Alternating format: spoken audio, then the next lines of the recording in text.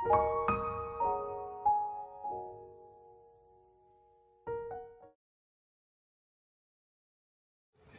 Everyone, welcome to my YouTube channel the soulful diary. आज की video में हम बात करेंगे महाश्वेता देवी की शॉर्ट स्टोरी द्रौपदी के बारे में। शॉर्ट स्टोरी को डीपली जानने से पहले जान लेते हैं महाश्वेता देवी के बारे में कुछ खास बातें।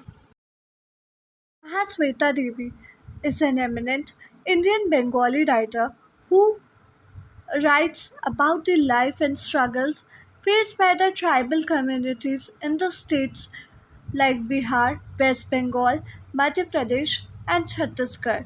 She is a reputed Indian writer who was born in the year 1926. She joined the Rabindranath Tagore founded Vishwabharati University in Shantiniketan and completed a BA Honours in English and then finished an MA in English at Calcutta University as well. She later married the renowned playwright Bijon Bhattacharya, who was one of the founding fathers of the IPTA movement. Devi began teaching at the Bijoyghar College in 1964.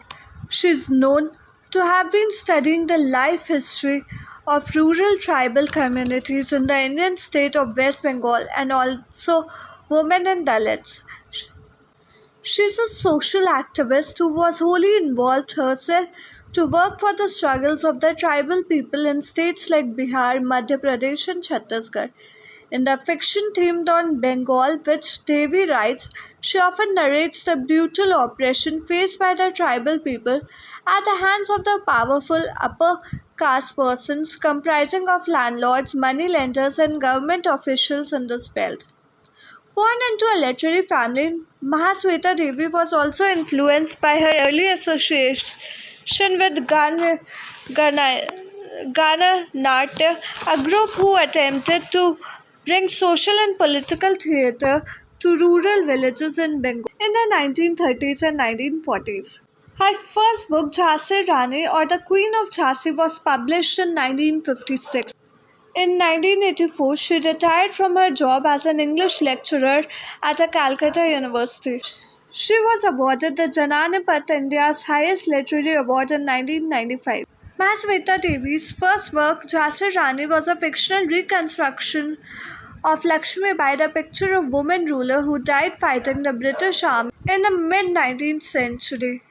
Several of her early works, such as Amrita Sanchay (1964) and Andhan Malik (1967), are also set during the British colonial period. The Naxalite movements of the late 1960s and early 1970s were also an important influence in her work. Devi, in a 1983 interview, points to the movement as the first major event that she felt an urge and an obligation to document.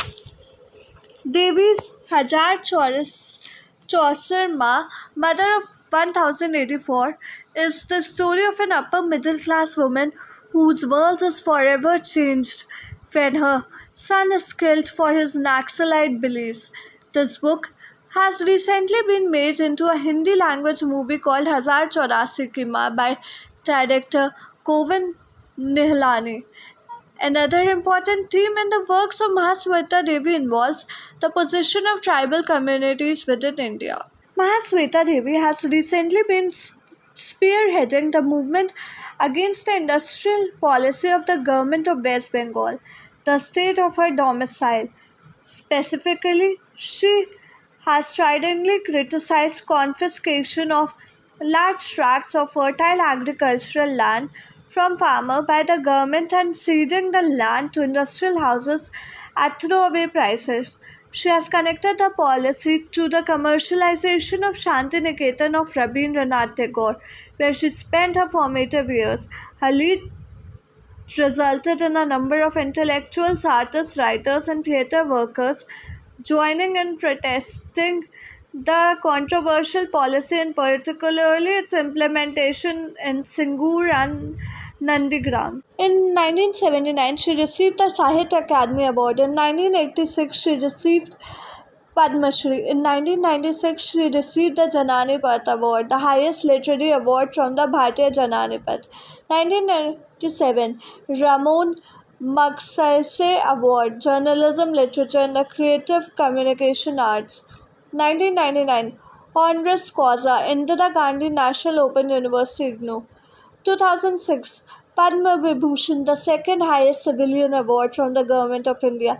2010, Yashwantro Chavan National Award. 2011, Banga Vibhushan, the highest civilian award from the Government of West Bengal. 2012, Hall of Fame Lifetime Achievement Sahitya Brahma, the first Lifetime Achievement Award in Bengali Literature from Fourth Screen IFJW. She died in 2016. Draupadi or Dobdi, as her name appears in dialect, is a rebel hunted down by the government in their attempt to subjugate these groups.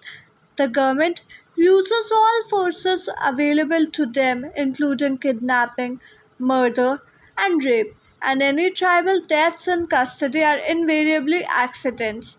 But Draupadi is not easily cowed. After continuous days of rapes and abuse, deprived of food and water, the story ends with a magnificent final scene in which she faces her abusers naked and bloody but fiercely strong. The Mahasweta Devi story Draupadi is set against the backdrop of a Naxalite revolt. It was a major peasant rebellion that began in the late 1960s in the Naxalbari region of the Indian of West Bengal. The peasant rebellion was inevitably a caste rebellion by the largely lower caste cultivators against the upper caste feudal landowners. The revolutionary movement in favor of agrarian reform grew in response to several generations of feudal exploitation in the form of low wages, exorbitant rates of interest charged by landowners, and sexual exploitation of tribal women, among other things. This is the broad context within which the action of the story takes place. The protagonist, Draupadi, and her husband, Dulna, are among the tribal revolutionaries who are engaged in guerrilla warfare against the landlords using methods like attacking police stations, stealing guns, and even murdering landowners. In the story, the special forces of the Indian Army, hand in glove with the upper caste landlords, are now going after the revolutionaries with a weapon, trying to squash the revolution. As chief instigators in the Naxalite revolt, Draupadi and Dulna have become prime targets of the state. Dulna is hunted down and shot to death. After long search, Draupadi is also finally apprehended. The word apprehended appears in English in the Bengali text and constitutes a central trope within the story, compelling the readers to ask what is to apprehend somebody or something. Once apprehended, Draupadi is brought to Sena Nayak, the army commandant, a specialist in combat and extreme left politics. He utters a single command to his men: make her do the needful. What follows this cryptic command is, of course, the brutal sexual torture of Draupadi, a violence clearly deemed unspeakable even by Sena Nayak himself, who will not say the words for the act he has sanctioned. The story is a moment caught between two constructive formulas. On the one hand, a law that is fabricated with a view to its transgression. On the other hand, the undoing of the binary opposition between the intellectual and rural struggles. Draupadi, the name, takes us back to the scene of Mahabharata, where the enemy Kaurav prince Dushasana tries to humiliate Draupadi, the wife of the Pandavas, in public in the court of the Kauravas by pulling her at her sari with a view of disrobing her, as she was pawned and lost in the game of dice by her husbands. Draupadi prayed to Lord Krishna to protect her honor And by the miracle of Lord Krishna, her sari grew and grew, and she could not be publicly stripped. But Mahasweta's Draupadi, gang raped by army soldiers, refuses to be clothed by men again. In Draupadi, what is represented as an erotic object is transformed into an object of torture and revenge, where the line between heterosexuality and gender violence begins to blur. The epic contains instances of various kinds of kingship structure and various styles of marriage. It is Draupadi who provides the only example of polyandry, which is not a common system of marriage in India. She is married to the 5 sons of the important King Pandu. Within the patriarchal and patronymic context, she is exceptional indeed. Her husbands, since they are husbands rather than lovers, are legitimately pluralized. No child of such a mother, no acknowledgement of paternity can secure the name of the father for the child of such a mother. Mahasweta's Draupadi questions this by placing Draupadi Mahajan first in the comradely activist monogamous marriage to Dulna Maji and then the situation of multiple rapes. Draupadi Majam, 27 years old, is in the wanted list of Naxalites by the state of Bihar. Long back, Draupadi's mother threshed rice at the farm of the landlord Surja Sahu. It was the wife of Surja Sahu who gave her the name Draupadi Draupadi, and her husband Dulna worked at harvests of landlords, rotating between Birbhum, Burdwan, and Bankura. In 1971, in the famous Operation Bakoli, when 3 villages were cordoned off and gunned down, they too lay on the ground pretending to be dead. In fact, they were the main culprits. They were charged with the murdering of Suja Sahu and his son, occupying upper-class wells and tube wells during the drought and not surrendering those 3 young men to the police. In all this, they were the chief instigators. Dulna and Draupadi were underground. The special forces under the control of Arjun Singh were entrusted with the task of tracing them and bringing them to book. Arjun Singh could not trace them as they adopted the guerrilla warfare techniques. So the task was entrusted to Army Chief Sena Nayak. Sena Nayak was a Bengali specialist in combat and left politics. He went about his work with thoroughness. He knew that the best way to rout the enemy is to become one with them and learn their ways. What is guerrilla warfare? It is a type of unconventional warfare where small irregular groups use unconventional tactics to fight against larger, more traditional military forces. After escaping from Bakoli, Dulna and Draupadi went and worked at the house of virtually every landowner. They efficiently informed the killers about their targets and announced proudly that they too were soldiers. They were operating from the impenetrable forest of Charkani. Finally, Charkani was surrounded by army soldiers and set their men near falls and springs, the only source of drinking water for the culprits is hiding. With the help of army informant Tukiram Ghari, they were able to see a young Santal man lying on his stomach on a flat stone, dipping his face to drink water near a spring. The soldiers shoot him down. They later find him out to be the redoubtable Dulna Maji, the husband of Draupadi. Draupadi loved Dulna more than her blood. No doubt it was she who was saving the fugitives now, but the search for Draupadi continued. Draupadi had learned by hearing so often and so long how one can two terms torture. If mind and body give way under torture, Draupadi will bite off her tongue. The boy did it. They countered him. When they counter you, your hands are tied behind you. All your bones are crushed. Your sex is a terrible wound. Killed by police in an encounter. Unknown male, aged 22. Draupadi and Dulna would work around the Charkani belt. Dulna had explained to Draupadi there This is best. We won't get family and children this way. But who knows? Landowner and moneylender and policeman might one day be wiped out, but Dobdi Majan get apprehended. She was sent to camp. She was interrogated for about an hour, but no one touched her, and she was allowed to sit on a canvas camp stool. At 8:57, Sena Nayak's dinner hour approached, and then he disappeared, saying, "Make her do the needful." The story of Draupadi Mahajan recalls that of Draupadi in the Mahabharata. Sena Nayak's men easily succeed in stripping Draupadi. It is the culmination of her political punishments by the representatives of the law. Draupadi, when turns her eyes, sees her white cloth. She thinks that her travails have ended, but the process of making her begins again. Sena Nayak pushed Draupadi properly in night, but he himself is in trouble the next day as Draupadi remains publicly naked at her own insistence. There is commotion as if the alarm sounded in a prison. Sena Nayak walks out surprised and sees Draupadi naked, walking towards him in the bright sunlight with her head high. The nervous guards follow behind.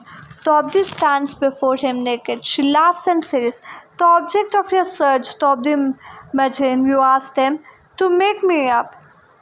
Don't you want to see how they made me?"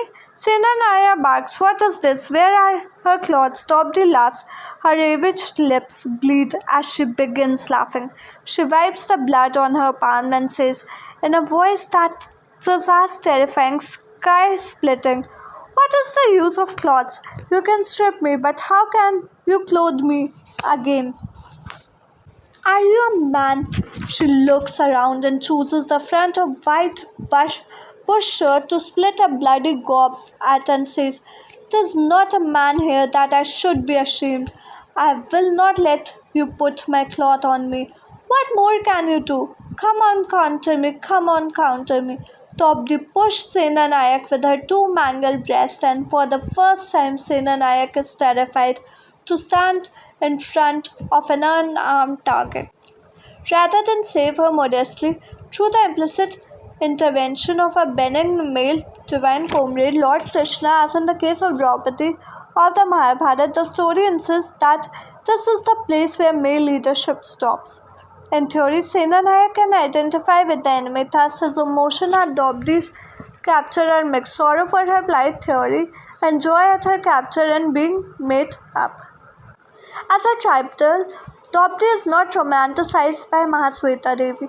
Draupadi is not like Draupadi of the Mahabharata, written into the patriarchal and authoritative sacred text as proof of male power. Draupadi is at once a palimpsest and a contradiction. There is nothing historically implausible about Draupadi's attitude.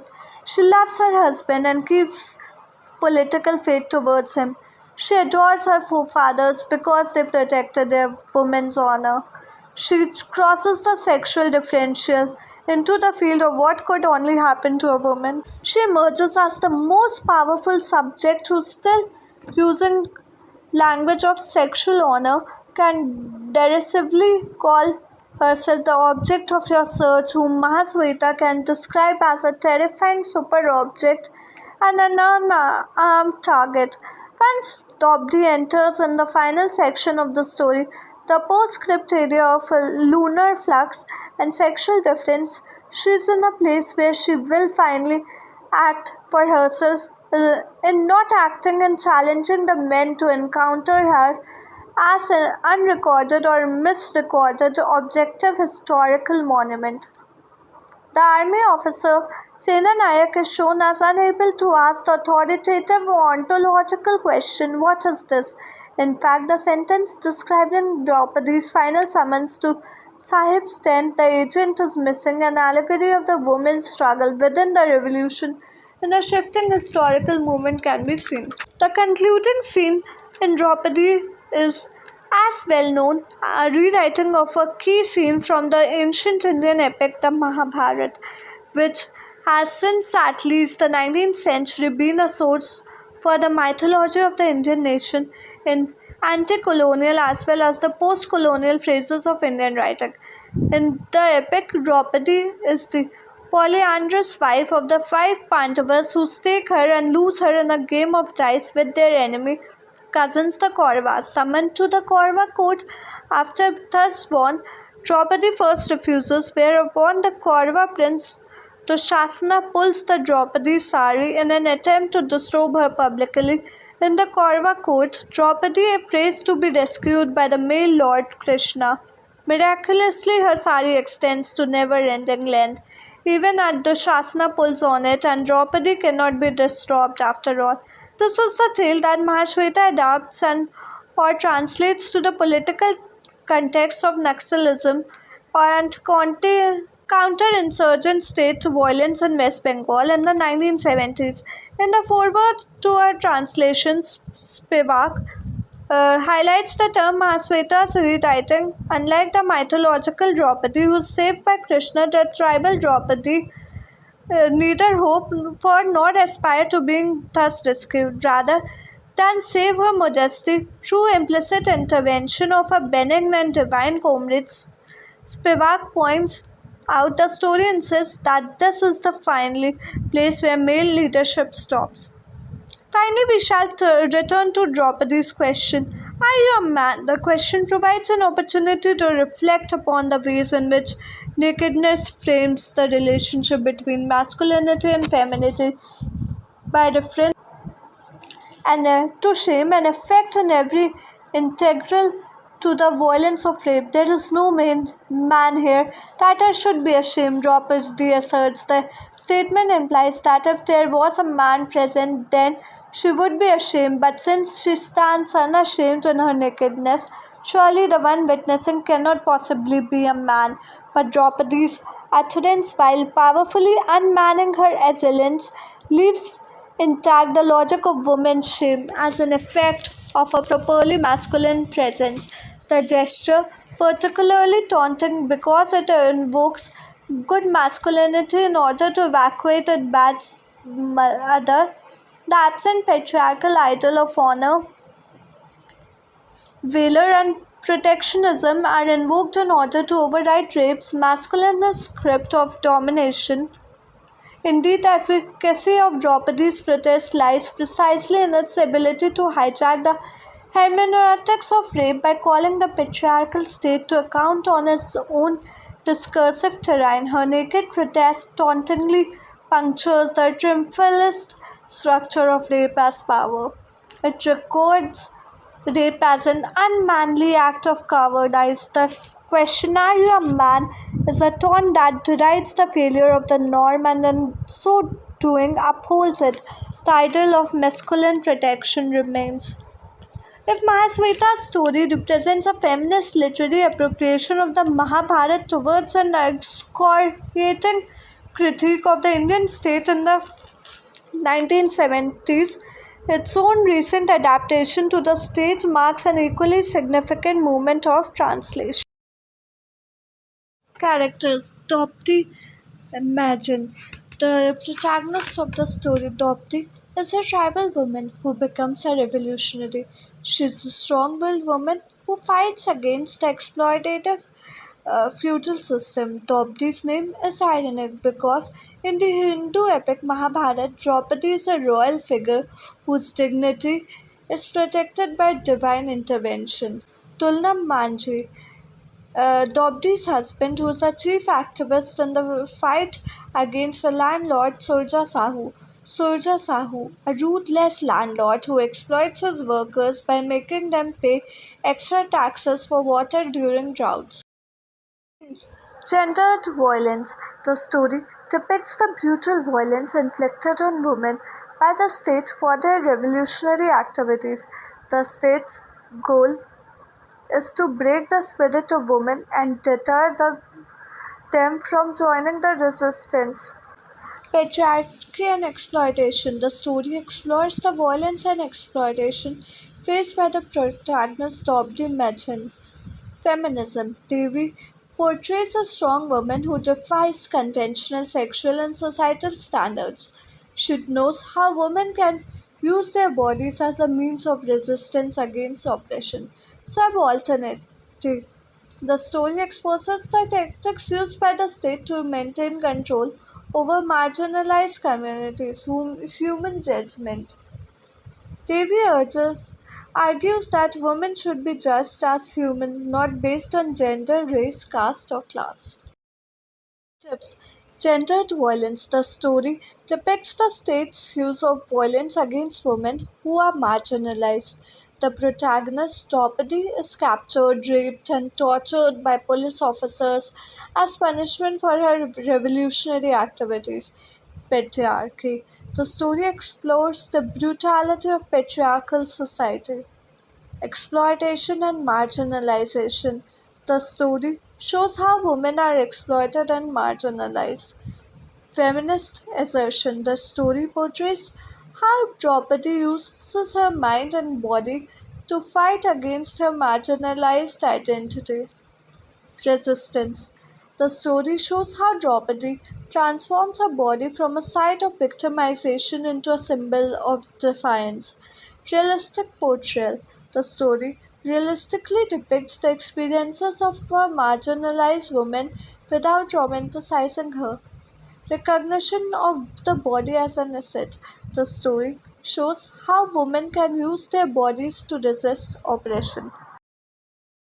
Symbols. Dobdi's body. The repeated references to Dobdi's naked, wounded body symbolizes the physical and psychological toll of state violence. Dobdi's body becomes a representation of strength and retribution and a challenge to the idea that rape is shameful. The moon. Devi uses the moon as a metaphor for both beauty and violence. The breast. The breast is a symbol of retaliation and power and a subversion of social codes constructed for women. Dobdi's attack with her bare, wounded breast subverts the patriarchal hegemony. The contrast between Dobdi's body and spirit. The contrast between Dobdi's vulnerable body and her unyielding spirit undercovers the, the complexity of subaltern resistance. The authorities' retaliation. The retaliation by the authorities symbolizes the undue rule by Duryodhana. Thank you. I hope आज की video आपको पसंद आई होगी। अगर अच्छी लगी तो like share and subscribe to my channel. हमें कमेंट करके बताइए कि आप आने वाली वीडियोस किस टॉपिक पर देखना चाहते हैं। मिलते हैं कल शाम 4 बजे एक और इन्फॉर्मेटिव वीडियो के साथ।